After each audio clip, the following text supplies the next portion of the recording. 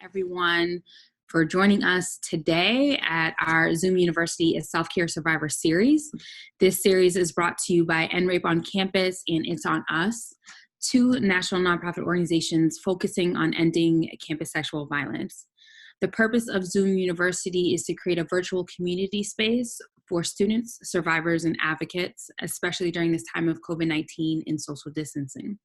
We wanted to make sure that with respect to this pandemic, resources and information were being shared, and students, advocates, and survivors, of course, know that they're not alone during this time. We hope that you all are doing well, you're staying healthy, and that for anyone who has lost a loved one during this ambiguously tough time, that you are in our thoughts and our prayers and our hearts are with you. So with that being said, I'd like to introduce myself. My name is Kenyora Parham. I am the Executive Director of It's on Us, of NRAPE on Campus, doing a lot of activities together this week. And so today's webinar is entitled, I Feel Like Shit and Social Distancing Isn't Helping. This webinar is dedicated to all students, survivors, and advocates who continue to struggle or have entered into this new space that may be triggering, whether it's mentally, emotionally, physically, during this unusually ambiguous time. And so not only do I want to dedicate and recognize two different types of folks, but again, want to reiterate that to anyone who has lost a loved one during this time, our hearts and prayers are with you. And also to survivors, in acknowledging that not everyone may have the opportunity to be socially distant from their partners or from their abusers during this pandemic. And that if there is anyone out there, or if anyone knows anyone who may be in this predicament, I would encourage you to reach out to your local rape crisis centers. They'll be able to provide you information on finding safe housing and other accommodations. And one specific resource I would love to share is the National Domestic Violence Hotline, which is 24/7, free and confidential. You can reach them at 1-800-799-7233. And we'll share this with you in the chat box. As I continue on, I want to give a special thanks to our partners, It's on Us, for co-creating this space, and our guests, whom I will introduce momentarily. However, before I do that, I do have a couple of reminders for everyone on this webinar. This webinar is expected to run for about an hour, and it will be recorded and made available for future reference. Therefore, please feel free to hop off this call to take either a 5-minute break, breather. You have to run to the bathroom, grab something to drink, grab a snack, whatever you want to do. Or if you just have to move forward with your to-dos for the day, feel free to hop off if you need to. I would also like to acknowledge my partner in this, Sylvia Centano, who is the Director of Education and Training of It's on Us, who will be managing the chat box located to the right side of your screen. So for those calling in, please feel free to send your questions to our email at info@nrapeoncampus.org, or you can even live tweet us at our respective handles at nrapeoncampus or at It's on Us. Throughout the duration of this webinar, you're more than welcome to keep your cameras on or turn them off. However, we do ask that you remain on mute for the duration of this call and use the chat box to be in community with one another. So even while we're engaged in conversation, we encourage you all to engage in conversation as well. Especially if there's a question there that you're like, oh, I want to answer this, feel free to use the chat box to do so. In the meantime, if you have a question, Sylvia will be able to either answer some questions throughout the course of the call, and if not, if we're able to get to them at the end, we'll be able to do so, and if not, we'll for sure be able to answer those questions for you in our follow-up email. So Now, let's introduce our guests for this evening. So our first guest is Cheyenne Tyler Jacobs. Her pronouns are she, her, hers. She is a young Black creative originally from New Jersey. She graduated from William Patterson University in 2017 and has gone on to speak and write for numerous organizations and platforms. She was born with a passion for writing and published her first book, The Mind of the Teenage Drama Queen, while in high school. She started breaking ground by taking on the name She Will Speak on Instagram with her writing, and from there, she released her second book, The Tragic Type of Beautiful, in May 2018. Her words and work started being featured on numerous platforms such as Frolic, Ashbury Park Press, Read Poetry Now, Army of Survivors, and Rape on Campus. After the release of her second book, she founded the She Will Speak series, which has a mission to empower women through awareness, education, and the arts to cultivate healing and change. So the series has been able to provide 4 scholarships and is in the process of curating its 3rd anthology centered around mental health. And currently, Cheyenne resides in Atlanta, Georgia, and is a production assistant, brand strategist, and travels to speak to organizations and educational institutions on topics centering women empowerment, inclusion, and survivor support. So give it up for Cheyenne. Our next guest is Holly Ryder Milkovich. She's the Vice President of Impact at Everfee. She helps the Campus Prevention Network, or CPN, which is Everfee's nationwide initiative that supports institutions that have demonstrated commitment to prevention related to health and safety issues on their campuses. Previously, Holly served as the Director of Sexual Assault Prevention and Awareness Center at the University of Michigan, where she provided direction and leadership to the university's sexual and intimate partner violence response, education, and prevention efforts across campus. She brings over 2 decades of experience in supporting survivors on campus and in the community to the conversation today. So give it up for Holly. And last but certainly not least, our third guest is Liz Zidnick, and her pronouns are she, her, hers. She serves as the Associate Director of the Wellness Resource Center at Temple University, where she focuses on supporting a safer campus community free of power-based personal violence. Liz coordinates programming focused on elevating conversations around social change and supporting individuals who have experienced sexual assault and harassment, intimate partner violence, and stalking. She earned her undergraduate degree at Temple University and her master's in community psychology and social change at Penn State University. Liz has spent the past decade working with communities and organizations focused on serving survivors and preventing violence. So give it up for all 3 of our guests. And I'd like to now just start the conversation. Most recently, I read an article provided by the National Sexual Violence Resource Center on the complexities of self-care after sexual assault, is very deep. And another article from Science News on how quarantine individuals may have short and long-term mental health effects. Specifically, in the National Sexual Violence Resource Center article, it reads, and I quote, "Self-care is a concept that has become commonplace, if not cliche, and yet it can elude so many of us. Caring for the self might seem basic, yet there can be several barriers to embarking upon this sometimes daunting endeavor." So Cheyenne, and starting with you, and then Liz and Holly, why do you think that is? Hi, everyone. So thank you again for having me on this call. So one of the reasons why I personally believe when it even comes to self-care as an ideology of anyone practicing it, I was even thinking about this today because my podcast episode, I have a podcast, as I was saying, and I talked about sleep deprivation. We as people are not taught self-care. My sister's in high school right now, and if she was in school, she'd be getting up at 5 o'clock in the morning, and she wants to be in the service, and she would not be done with studying for all 5 of her exams until about 10 o'clock at night. So we as people are not taught self-care. If you are someone who is in a marginalized community, I myself am African American, you are almost taught that you have to be on guard 24/7. So starting off growing up, when have you ever gotten that opportunity to have self-care? And now you add on a national, international pandemic and crisis on top of that.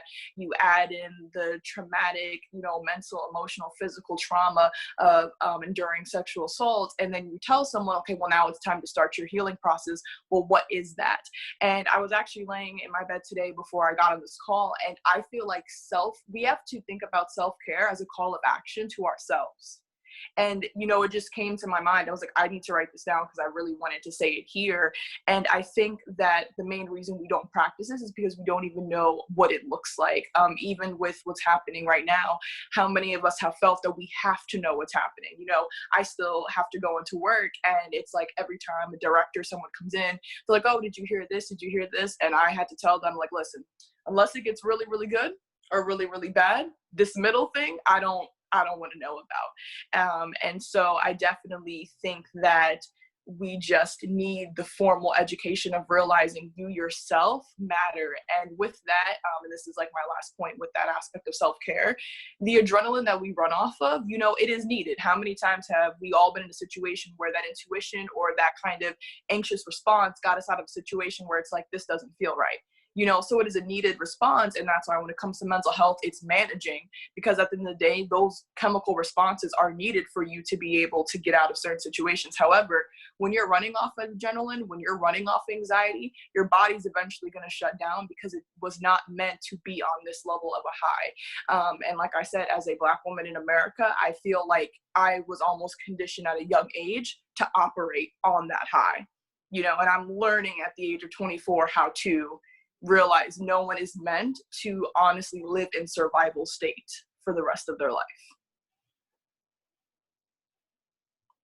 So. Yeah. Hi, everyone. I'm Liz from Temple University. I definitely want to echo all of those points about I think self-care can be hard because of what we're told.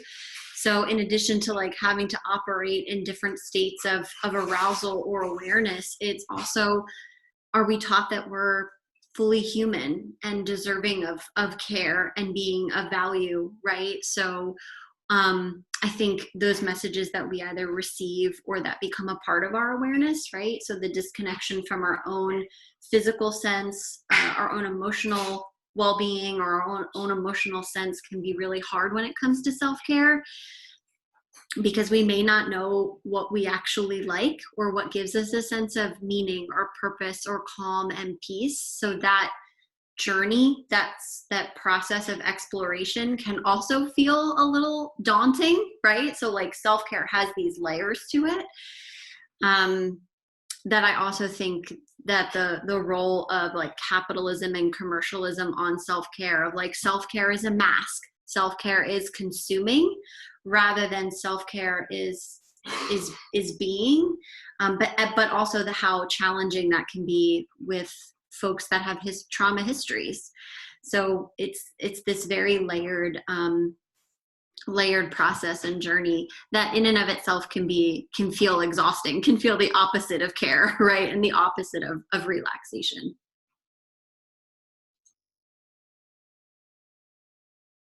Man, I knew that this is going to be an awesome conversation. I have to yes, everything that Cheyenne and Liz just said. And I guess I want to add a couple of additional pieces. So one of the pieces I want to add is that one of the reasons I think self-care is so hard is that we're constantly getting messages that what our experiences aren't actually that bad. And so there's this friction between, really experiencing a tremendous trauma with the overlay of minimization. And so even carving out the space to recognize the hurt that you need to actually provide care to is part of the issue. So that's the one thing, is that we have a long way to go to recognizing and taking sexual and gender-based violence in all of its forms seriously as a significant trauma in our lives. I mean, truly,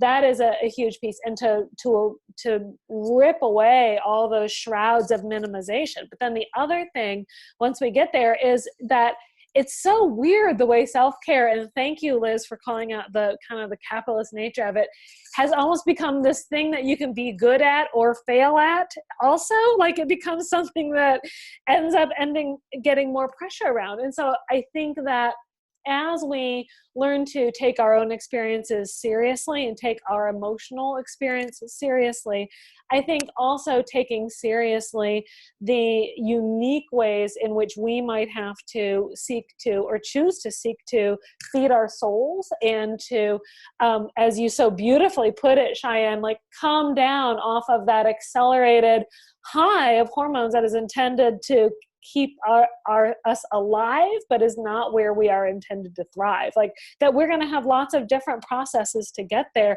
And it's okay to explore lots of different processes. And you can't fail at self-care if it's what is right for you. If it's not what looks right, what you're not hearing messaging around, that's totally okay. My self-care, I weed in my garden. Like I get down there on my hands and knees and I'm like ripping out things. Like my self-care is all about that kind of thing. But but that would not be what probably is true for a lot of people. My partner is like, oh my God, our marriage is like so much better when during the growing season. I can't wait for the weeds to come. So I think it's all those things. Absolutely. Absolutely. And speaking of everyone having different processes and ways of self-care, one of the things that I started saying is, a survivor's experience of sexual assault is not a monolithic. Everyone is different. Everyone's, ways of dealing with the trauma and enduring in that journey of healing and self-care is different. It looks different for everyone. And so now taking everything that in which you guys have stated, Cheyenne, this next question is for you. Now that we're in this COVID pandemic, phase, and we're now in this concept of social distancing, like when you first heard of this term, like what did it mean for you? And like, how did you adapt this into your life now? So this is actually, because when you asked me that question, I'm like, oh, so I saw like a year or two ago, people said like, being woke is hard. And they're like, because with everybody you all just laughed because it's true. Like, it's very hard when you hear information and you're like, they don't even know what's about to happen. So when they started, when the news is like, we're going to be social distancing, the first thing, not the second, not the third, not the fifth, was mental health. That was the first thing I thought about. I was like, I'm going to give it 2 weeks before we're reporting on that. And then it became, oh my gosh, like, the rates of depression, anxiety, as we know, the rates of calls to domestic violence center has all gone up. But I'm like, yes, because like you stated before, if people are at home with their abuser, if people are at home with, toxic family members, if you were dealing with, a sexual assault case on campus, you didn't tell your family maybe didn't support, that you were trying to look for that healing, and now you're home. That's a lot for somebody, not everybody can be home, and at the end of the day, even people who have what we would consider a functioning or happy family, like at the end of the day, let's call it what it is. Eventually you're going to look at someone and be like, I'm just tired of looking at you. And when I heard about it, it really made me anxious. And just the other week, I was actually laying in bed and feel like social distancing slapped me in the face, because I even realized how the communication with people who I normally would hang out with honestly became very toxic at points. Like we just didn't know how to talk to each other because we were in this space of missing each other, but not really knowing it. And I even saw a report that although we have FaceTime, although we have these Zoom things, our brain is still registering that we're separate. So, noticing that you're separate really does hurt. And when we talk about that self-care, I think another reason why social distancing is hurting us, and Holly, your point made me think of it, we romanticize productivity. We romanticize productivity. So the first thing that happened, especially me, like you said, I have an organization, I do a podcast. Everyone's, well, if you don't start a business with quarantine, then you just wasted your time. And, to really think about that toxic ideology that, this is a crisis. People are social distancing. People are stuck in environments with people they do not need to be around. That is a danger to them. And your message, as you said, with capitalism is like, well, self-care is frivolous, so you should be starting to have a business, trying to make money, try to do this. And it's like, why are we romanticizing productivity at this time? So when I heard about it, it really was scary for me. And I actually just recently got to a place of being able to accept it. And, for anyone who knows the stages of grief, like, we are grieving our normalcy. And I just want to make space for anybody who's felt like they've been angry, upset, happy, or just they don't know. It's grief. That's what we're doing, because, I never realized how much fun I had just being able to get in my car and go to whatever store I wanted, or just go say hi to my friend, or stay the night at one of my line sister's house. And then being able to not do that, it's like, wow, we are grieving our normalcy. And then on a deeper level, we're all grieving the fact that we know the normalcy that we're used to will never be the same again. Because regardless of what, comes in these next months, we know it's not going to be what we had before this crisis. And it's okay for you to have space to need to work through that, So like I said, I'm at a place now where I've accepted what's happening. Doesn't mean I like it. It doesn't mean it doesn't make me sad sometimes. But I do think, like I said, social distancing for me made me very, very anxious. And like I said, I was really trying to communicate to people, especially even a lot of these people talking about be happy, be this, no, you're actually making people worse. And luckily, some people apologize. They changed their narrative, because you can't make people be happy during a crisis. I think even, and then I'm done. Liz, when we were still on the call, I think I told you how, I got mad at my one friend who's working from home. I'm like, at least you're working from home. And then I saw the tweet that said, you're not working from home. You are at home during a crisis trying to work. And I was like, wow. So even me, yes, I will send you the tweet, Holly, because even me being the person I am, I had to take ownership of my, hurtful narrative to my friend and be like, I apologize. You're not just working from home. You are in a crisis trying to call your parents, one here, one there, make sure everybody's okay at home. So I just want to also give space, even if you're at home and you think, oh, I'm fine. No, you're trying to work during a crisis. You're not just working from home. Absolutely. Absolutely. Thank you so much, Cheyenne. I love how you bring that up. We've actually used that as part of our Zoom series and our Train the Trainer workshops, that very quote, to remind folks of what's happening, and that it's okay to be working through this crisis like this. Liz, for you, centering it now to our students, especially with some colleges and universities across the country that had to shut down their campuses, ask students to return home, at a moment's notice. What have you seen to be the biggest setback for students, especially those who are survivors of sexual violence? Yeah, I think Cheyenne kind of illustrated it really perfectly, this process that folks have undergone over the past month or so. So, as with all things in life, it was very layered. So we noticed pretty immediately that the upheaval of life, right? Folks essentially had to move where they were living within, at least on our campus, a little over a week.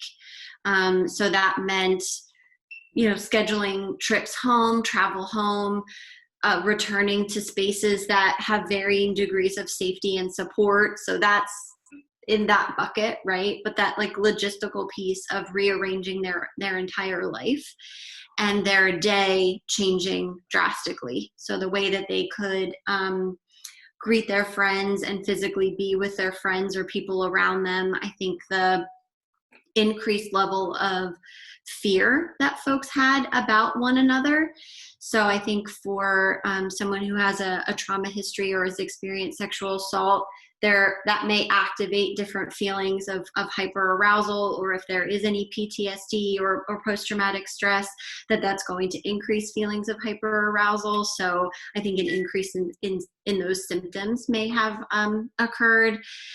We also talked a lot with students about accessibility and accommodations. So really being mindful that not everybody has access to kind of consistent and secure internet.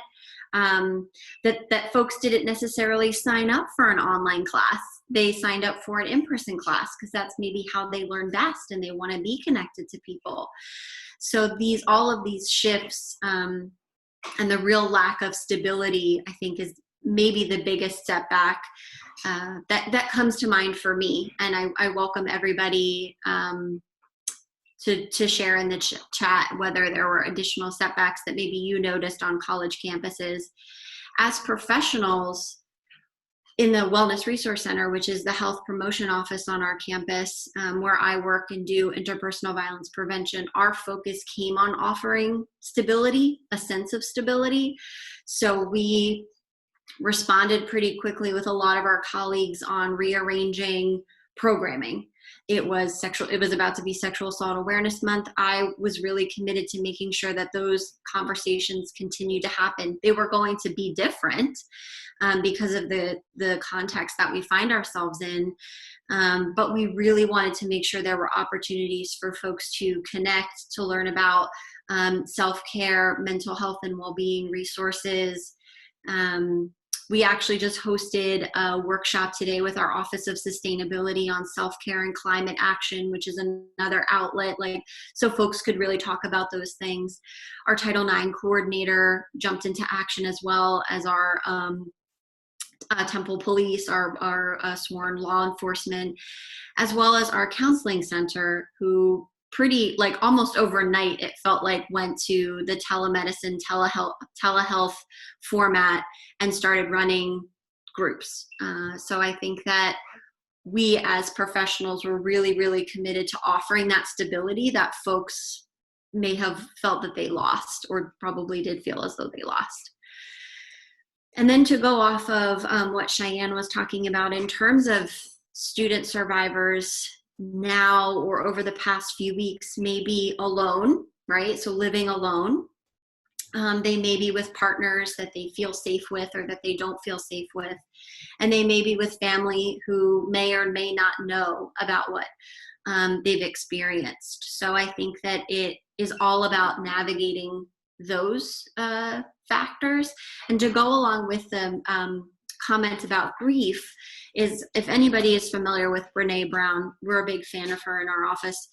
She has a podcast, and I want to say it was David Kressler, who is a grief specialist, and I'm probably not getting that name correct, but he talked about grief and about how right now we are experiencing collective grief. So I think that's such an incredible point to have made, Cheyenne, because I think folks, and then going off of what Holly said earlier, is it's minimizing, get over it like this, right?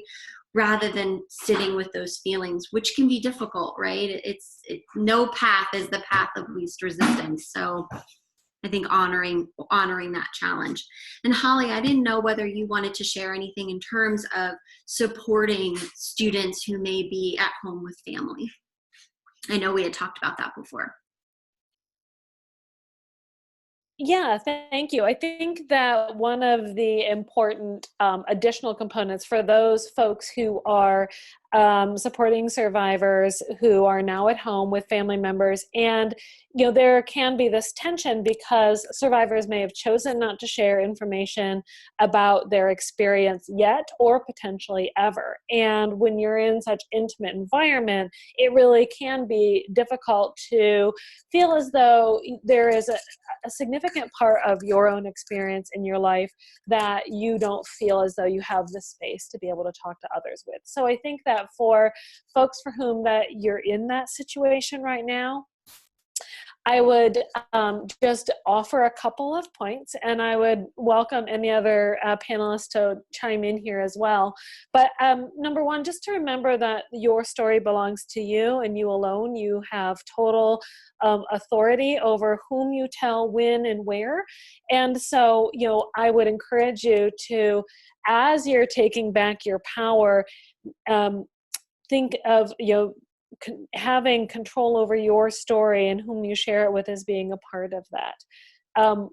For those of you who decide that this is something that you may wish to share, and that is a very personal decision for everyone, I would encourage you to think about ways to set the individual who you're going to tell the information to up for success by providing some good boundaries and some good guidance. So, for example, one of the things you might want to do is share what it is you're hoping to get from them afterwards before you tell them the information. So let them know, what is going to be helpful for you and what is not. So for example, if you're someone for whom you are not actually interested in answering a lot of questions, you just want to be able to share your story, or you're hoping to share your story with one person, but you need for them not to share it with anyone else, and can they agree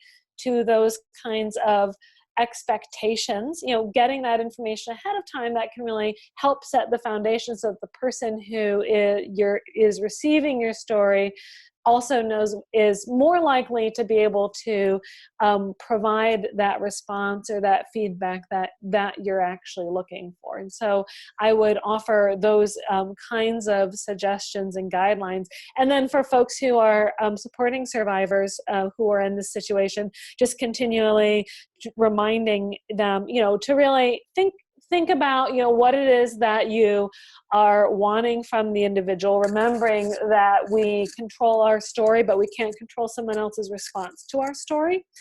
We can set guidelines for how what we hope to get from them and how we hope that they will take that, but that all we're able to control is our story and how we choose to share it. And so I think that those are two really important pieces as a part of this.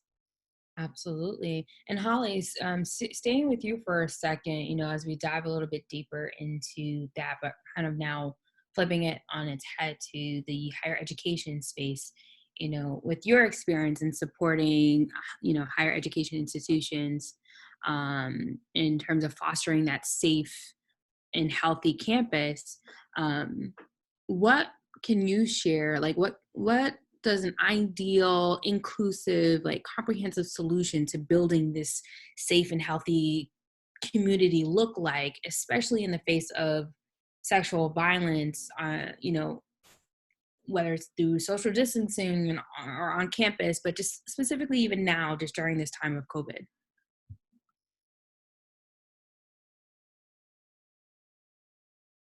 And you're on mute. Holly, you're on mute. I actually work for a technology company. That's so embarrassing. Okay, this is a really interesting question, and I think that getting back to some things that both Cheyenne and Liz were saying, we are in stabilizing mode. We are in trying to ramp down from full on hormone dump, go mode. And the same is true for campus administrators.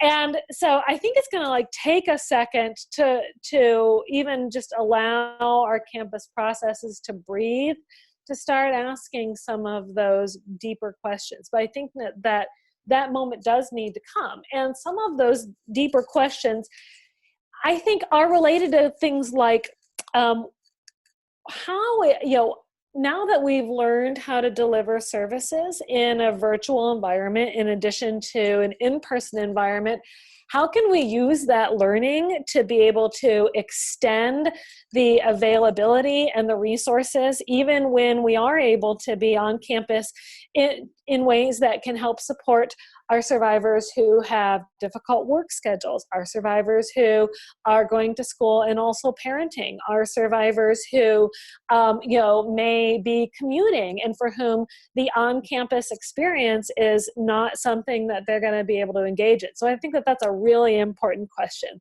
I also think that increasing our rigor around both prevention and about response in the virtual environment is super important as well, remembering tons and tons and tons of students enrolled in institutions of higher education are never setting foot on their college campuses. But as a movement, we have prioritized in-person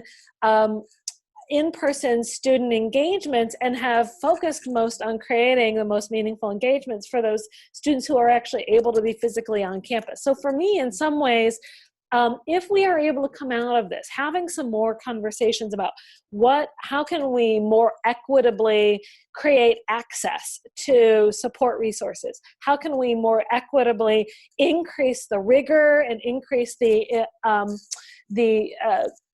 access to really high quality prevention for those students who aren't on in-person campuses or may have our adult learners or returning students? Those will all be wins coming out of this horrible time. And I really think that those are the kinds of conversations that we need to start having once we get to stability, once we have a better understanding of it. Because to your point, Cheyenne made so beautifully in the opening conversation, we aren't going to go back to the way that we were before. But, to the extent then that we can take some of these lessons and actually work on some things that weren't very good in some cases would be a positive coming out of this.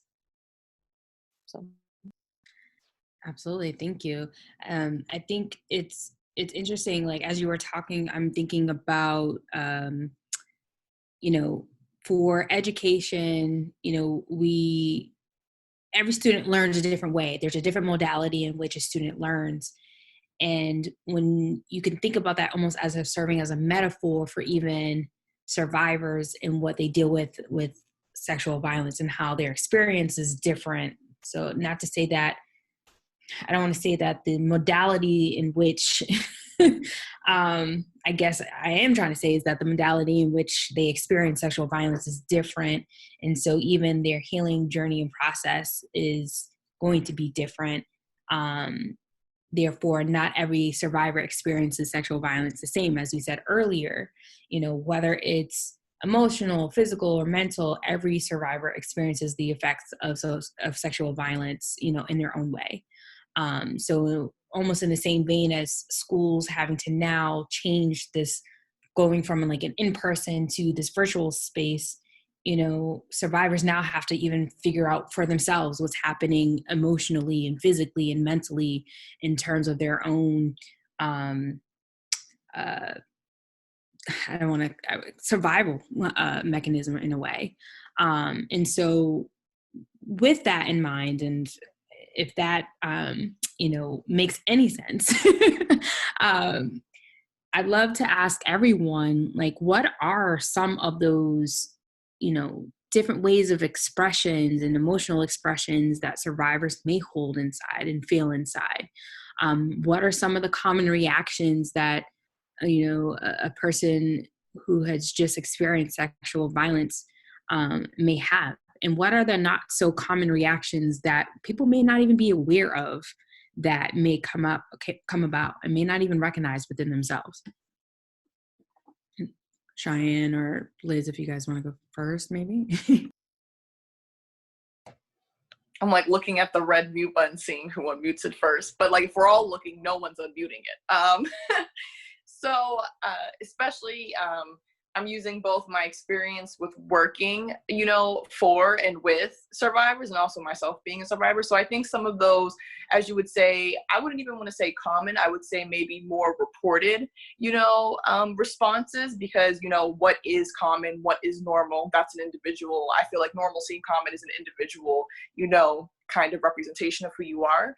But something that, is very common is, having depression or feeling withdrawn, feeling, the secrecy, you might be dressing different, you might feel just like you're scared, all of those things are like how a lot of folks say, this is how I feel.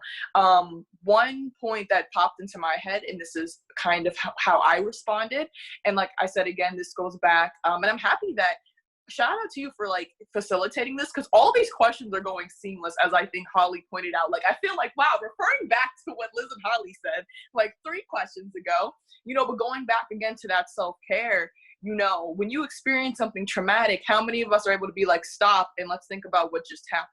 So for me, and I think sometimes something that folks do they don't realize is try to jump back as business as usual, and having that high functioning traumatic response. I know I'm someone who has experienced high functioning anxiety, high functioning depression, where walking around, you would know nothing's wrong. But on the inside, it's like I'm screaming, but I'm going to keep piling on work and piling on accolades, piling on all this stuff because it's going to cover up all this stuff that I'm keeping in. And so I want to bring that to light. And I definitely would love to hear, especially because, you know, Liz and Holly, you work in that higher education. So I already know y'all are like, listen, how much time do we have? But, you know, from my experience, I feel like it's always that mixed emotion. But for me, I definitely think like something people don't recognize is that you might not show, you know, sadness in the aspect of the outside sadness. Your sadness is definitely going to be in here. That trauma is going to be in here, but you might be able to put on a smile and just continue because it's your body's way and it's your mind's way of like, well, if we don't think about it, if we don't accept it, it might not have happened. And as a writer myself, I know I saw a lot of change and I see a lot of change even in some people's creativity. So that might also be something I can add to it. So if you're someone who your poems and paintings were, oh, gratitude and happy and there's possibilities, and then, you know, you were sexually assaulted and now it's very dark, it's very gloom. And even in the reverse, as far as healing, which I am actually very proud as a fiber to say, you know, I actually recently, and I think I told you about this, Kenyora, like was looking at my captions on Instagram posts from when I published my book and I was still going through that healing of being a survivor. And my captions were very sad and very like, why did this happen to me? And now my captions or my poems are calls to action. And I actually even took that own self-care, you know, like you said, Holly, and like actually for myself was happy because it's like, wow, I've gotten to a place where I can use this to be a call of action to other people. And like I said, as an artist, like that's something that made me very proud because I didn't realize how my work reflected the trauma that was inflicted on me. So even having this call, and like, I'm thanking you for everyone who let me share that moment with them because it was something that I didn't really tell a lot of people, like something I even noticed with my own healing, being able to take that trauma and make it, you know, something that I can now help other people kind of get through themselves.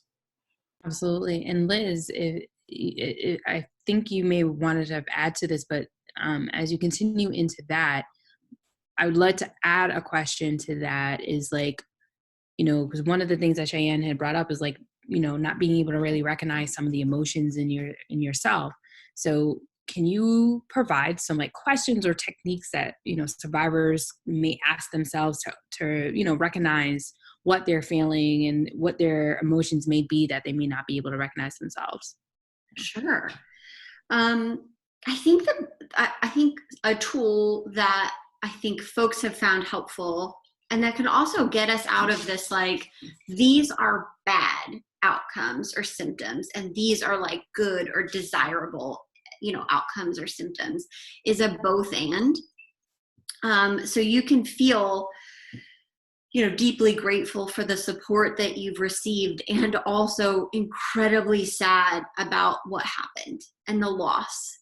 And I think that sometimes we don't give people space in order to do that. And that's also a part of identifying feelings, right? We don't feel one thing at a time, just like we don't necessarily have one singular thought at any given time. So I think giving that space for a both and is really helpful. And also recognizing that with a lot of trauma, you know, and this is something that I would talk about often when I did work around childhood trauma, is worldview shifts.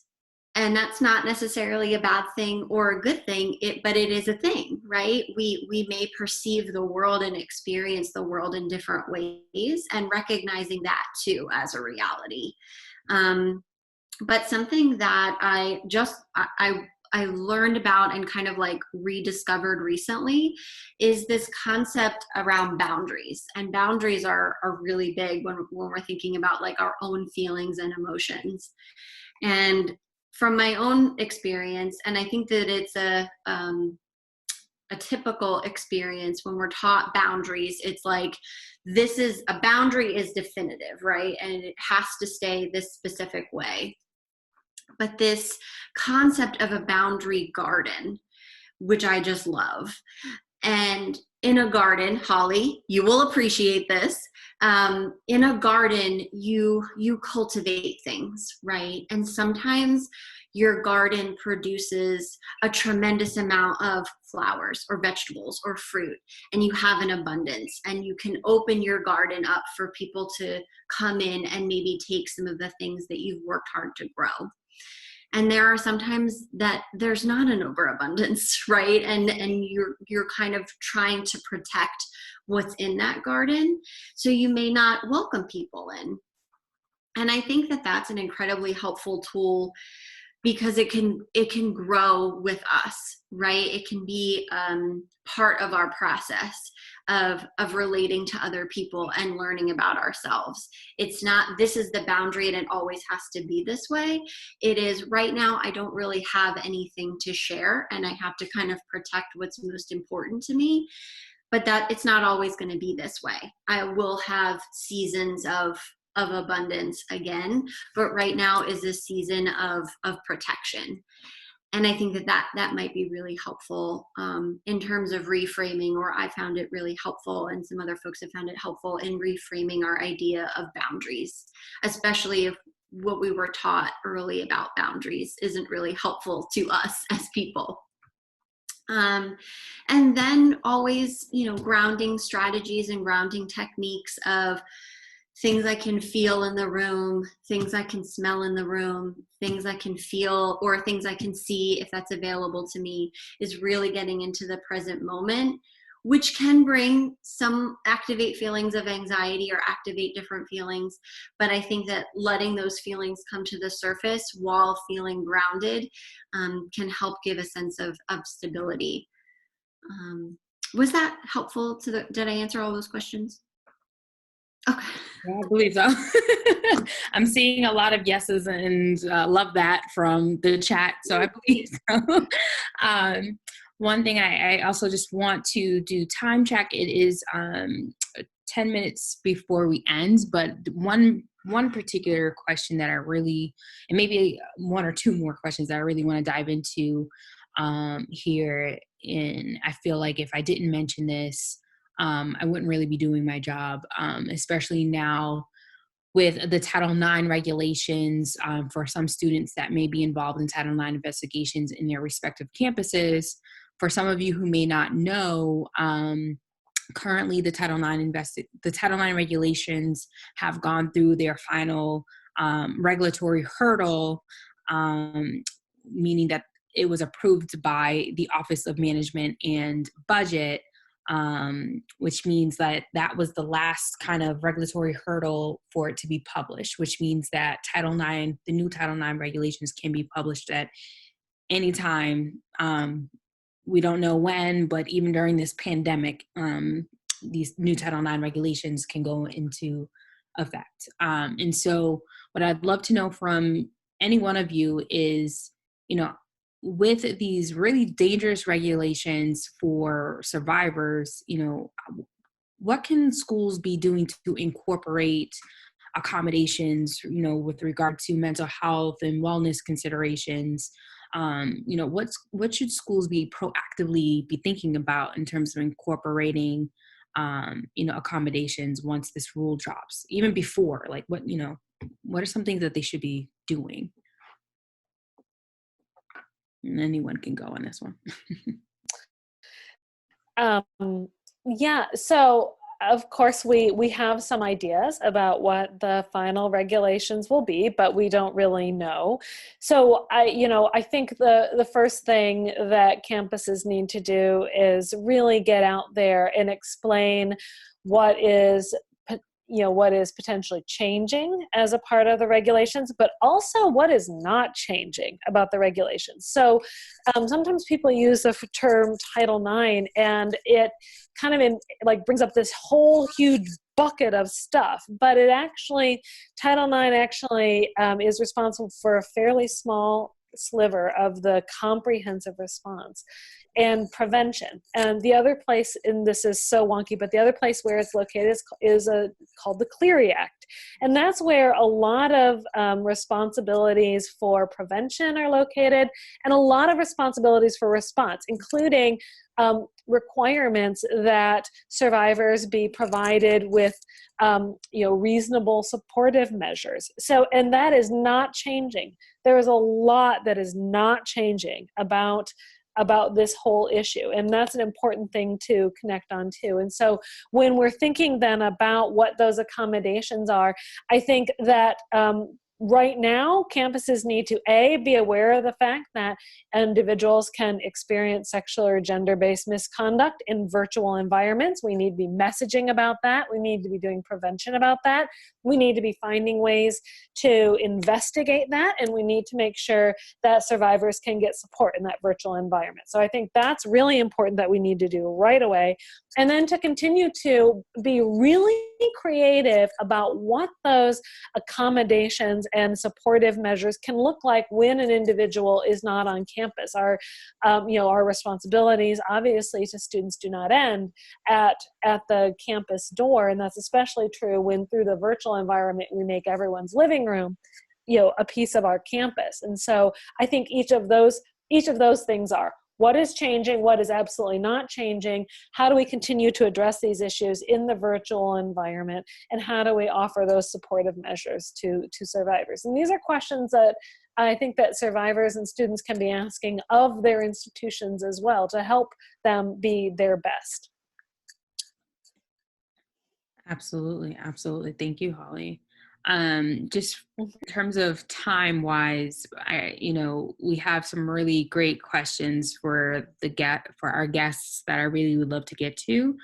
So I'm going to ask this kind of final question, and then if anyone in the chat has any questions that they would like to ask our guests, please feel free to place them in the chat at this time.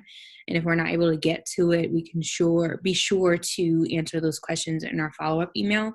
But one particular area I would love for us to dive a little bit deep into, maybe in like 3 minutes, if possible, but really is to talk about, self-care for folks who are the most marginalized or disadvantaged, especially when it comes to sexual assault reporting.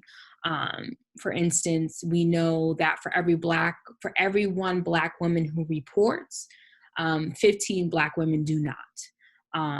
And when it comes to this statistic, like, why do you think that is? And for women of color and Black women especially, there's this concept of, therapy that seems to be like this new hot trend that we're now starting to talk about that we should have been doing a long time ago. Is it because we're seeing that Black women and women of color are more open to talking about going to therapy more? Like, what is happening? It seems like a new phenomenon that shouldn't be a phenomenon, but it is. And then, with respect to, other people who are in the LGBTQ communities, those who are people with disabilities, like, what are some of the things that, we're starting to see that should be a part of folks' healing processes and journeys that weren't there before? And it's a loaded question, but well, I would definitely like to start it off, especially I remember seeing that statistic on NREC on campus, that for every 15 do not. And it actually, I'm writing an article like based off that, because my first question when I saw that was, as a Black woman today, 15 women do not report. And literally my answer was, but why would I? And I wrote an article for the Army of Survivors on trauma-informed care. And a lot of times when Black women, like I said, I can speak especially to that topic because it's my life, like it's how that's my life. When you implement trauma-informed care, you have to be able to see trauma and like the aspect of, I think trauma is a spectrum. So I might meet someone at the age of 36 and see the traumatic event that they're experiencing right here, but like all those other years that they've lived through, I don't even know what they've seen. That is part of their response now.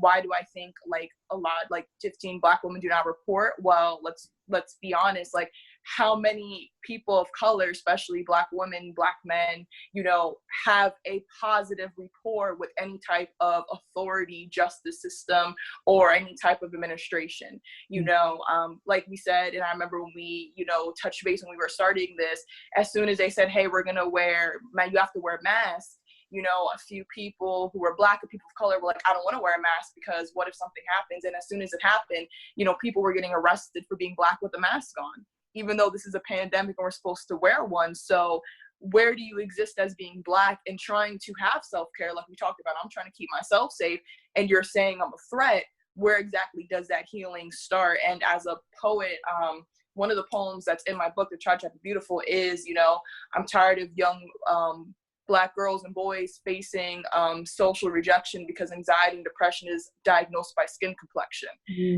Working with youth, I found that a lot of times, like, my youth of color were always labeled as being angry or violent, and their white counterparts, they were depressed, bipolar. Sometimes they were not even diagnosed the way that our processes and policy said.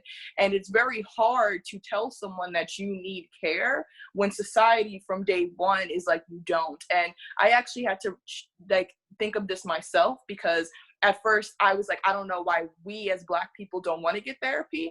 And then I had to switch the narrative, like, no, you cannot blame the oppressed person for being oppressed. It's not that we don't want therapy. We were never allowed to. I was literally taught, you can't be depressed, you can't be anxious, you're already seen as a threat, you're already seen as less than, therapy is not for you. And I think why we're having this shift is, as much, as people talk about Gen Z and the millennial generation, I think we're realizing the generational trauma that's passed down. I don't want to be, as great as my family members that came before me are, I don't want to sit with all this like trauma and this guilt. And as we know, most perpetuators of violence are someone that, especially when you look at, the community, especially like I can speak for like Black families, there is a secrecy of people who are sexually assaulting family members. And it's like, well, why can't we? And it's like, that's just how it is. It stays in the family. I ran a workshop where we talked about phrases that you hear, and it's like, you can't tell anybody, it just stays in the family. So I think why you're seeing this rise of therapy, I think why we're seeing this rise of change is because I honestly, I love the quote, like, I tell people, Kenya, you've heard me talk, like, I keep it real. I could be really academic, and then I can't. I saw a shirt that says, I am not my grandma's generation. That's why we're in therapy. We are not in the Jim Crow era anymore. I think that there's almost a sense of freedom of knowing that although I don't have as many rights as I should, I have rights. So therefore, I'm going to go to therapy. I'm going to rally. Like you said, Holly, students advocating for change. It makes me happy, even though I'm a couple years out of college, to see students do what I wish I could have done in school, but I was scared. And I'm actually happy to see that the younger generations are more resilient and less scared than even I was. And I'm only 24 years old. Like these young people in college, they're like, no, we need this change right now. And so that's why, and I know that was a long thing. But like I said, I really wanted to give that space for Black women, because I think it's very much needed that, although it's like we have to rally for all survivors, like we have to make sure that if we're talking about all survivors, everyone needs their own form of care. And I do feel like we're missing the boat when it comes to people of color, especially Black women in that care. Absolutely. Liz or Holly, do you want to add anything there? So totally okay if you don't.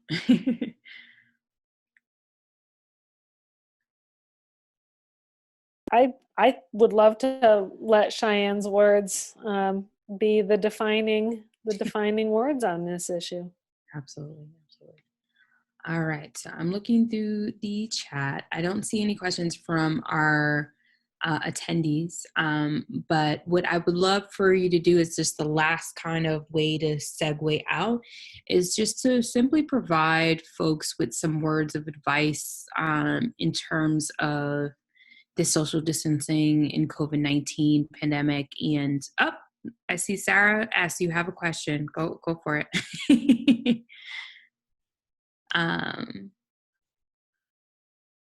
Let's see.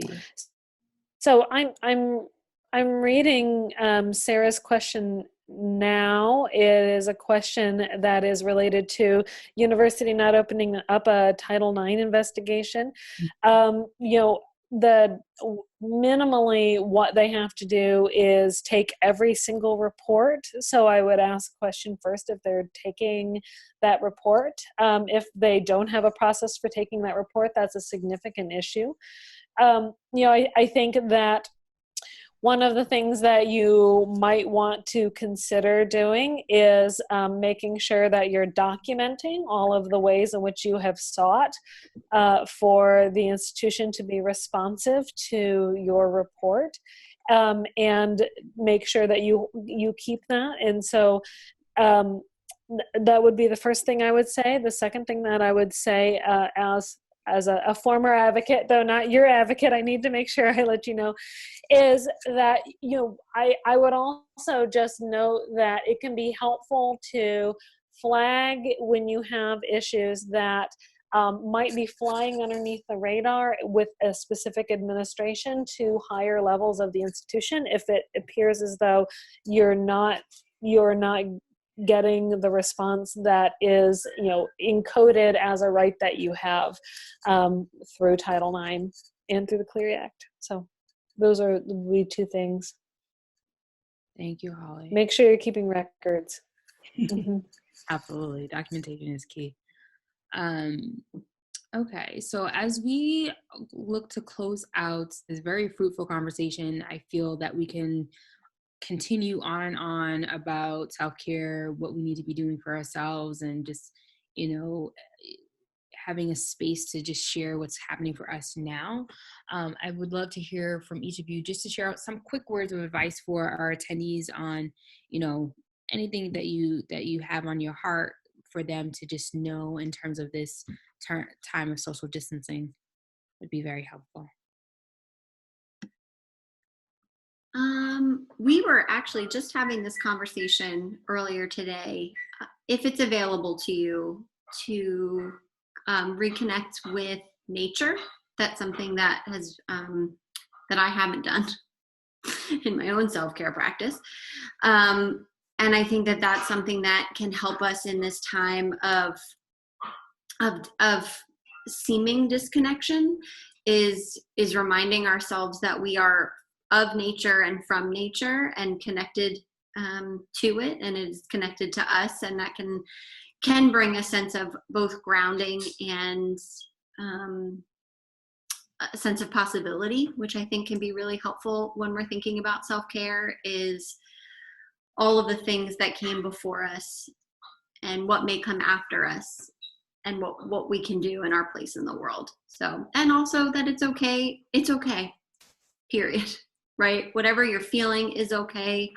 Whatever you need is okay. And to try your best to stay grounded and know that whether you're not learning from home, you're learning in the middle of a global pandemic, right? You're trying to exist and doing all of these other things: parenting, working, learning, healing, sometimes all of the above at the same time, seemingly. So I think knowing that you're enough, and that you're enough.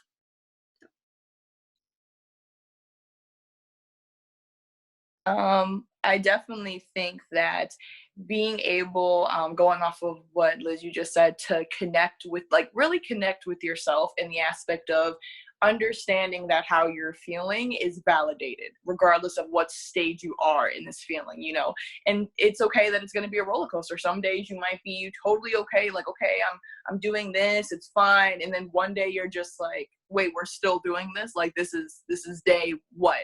And literally being okay with that, feeling like you might have to take a break from certain things that you like for me personally, I'm a writer. I love writing. As we've said in my bio, I do a lot of my work on my website or through social media. I actually just did a poem today, but having to turn my phone off and be less on social media, because it's almost like that was the next thing to be like, okay, well, let's occupy my time scrolling. And it's like that became very depressing for me with every scroll that I did, because it was just so much information. It was just so much things about what's happening outside. And again, not saying I didn't want to know that, but it's all at one time. Like you said, Liz, it's there's a lot of layers to that. And at the layer that you're at, you might not be at a place to take in a lot of information.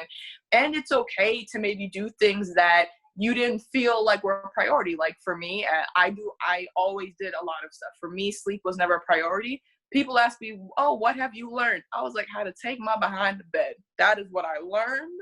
How to lay my head. Holly, I learned how to lay my head down on the pillow with my bonnets and just explore my REM sleep and just dream and wake up. And as honestly, someone might be like, really, that's what you learned? But yeah, because guess what? My normalcy was I did not go to sleep because I was too busy running around doing all these other things. And I thank you so much, Sylvia, for like shouting out my podcast. I know I do too many things, so I think the name was confusing, but it's called As I Was Saying Podcast, but that's totally not you because I have like 30 titles for things. So, but I thank you so much. So it's As I Was Saying, and a lot of people were like, wow, like I didn't know lack of sleep could do this. So that's actually one thing I would encourage folks to do is those who like take the long shower, you know, if you, like you said, Liz, some people have children, so it's like it's really hard. I have friends who have kids, and it's really hard for them to be able to do the things that they want. But if you get that spare time, maybe sit down and just read the book, drink the coffee, take a nap. It is okay. There is no expectation, and there should have never been this expectation or feeling like you have to perform. So if there's one sense of gratitude that I would give to anyone, or some form of advice, or just a space where you feel like you can exist, take the expectations off, because you do not have to perform for anybody. This is not a race. This is a healing process, you know? So please, like I said, when I'm done with this call, I'm getting right back into my bed. Just, let's, yes. Holly's laughing so hard. She's like, I'd be outside weeding my garden right now, but.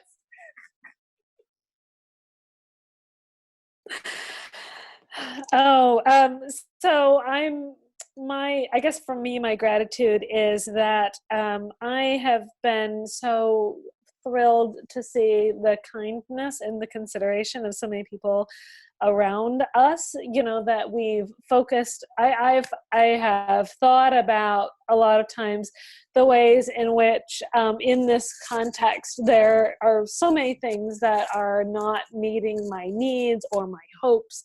But there have been, in my personal life, just extraordinary gestures of kindness, and of thoughtfulness in some of the small ways. And so that has reminded me about how nourishing it is, and it makes me want to give that back to others in the world too. So I'll give that. Thank you, all three. One final piece of advice I would also give is to set a goal for yourself. I've done that. If I had chosen to use my bookcase as my backdrop, you'd see the number of books that I have. Just, you know, a plethora of books, and they're not all of my book. Not all the books are there. There's still some books packed away. But one of my goals has been to read at least maybe one row or one column of my shelf throughout this time, or at least get through some of it. I'm only on one book so far, and that is Eloquent Rage by Brittany Cooper. And so, yeah, set a goal, try to meet your goal, and it's okay if you don't succeed and if you don't fulfill it. Just, you know, make a note for yourself, whatever you have to do to keep that goal at the forefront of your mind. But if you don't reach it, it's perfectly fine. Every day is a new day. You can start anew. And maybe if it's the book, or maybe it's, you know, something else that you're like, yeah, that's not really my flavor. I'm going to go, you know, pick up another book, you know, that I wanted to get into and start that goal over again. So whatever that is for you, you know, make it for your own personal goal, for your own gain. And, you know, for your own willingness to get through that goal. I think they say it takes 21 days to change a habit and all. So my habit still hasn't changed, but that's all to say, it's okay if you don't reach it. So we've come to the end of our webinar, and I just want to say how grateful that this conversation has been. I hope for our attendees, you all have learned something new, and that you are able to walk away with a new technique, a new idea, and that, you know, this was very informative for you all. And so I want to give a big shout out to our guests, Cheyenne, Holly, and Liz, for their amazing energy and willingness to share vulnerability and provide insight and resources for for survivors and students and advocates. And of course, to Sylvia, who's been holding down the chat box for us. Definitely couldn't have done it with any of you. So without any of you. So I want to thank you all for just being you and for your presence. So for the rest of our attendees, please be on the lookout for our follow-up email that will include this recorded version of the webinar. And in the meantime, again, I hope you learned a lot from this webinar. And remember, you are not alone. We're here for you. And we're in this together. So stay safe and be well. Thanks, everyone.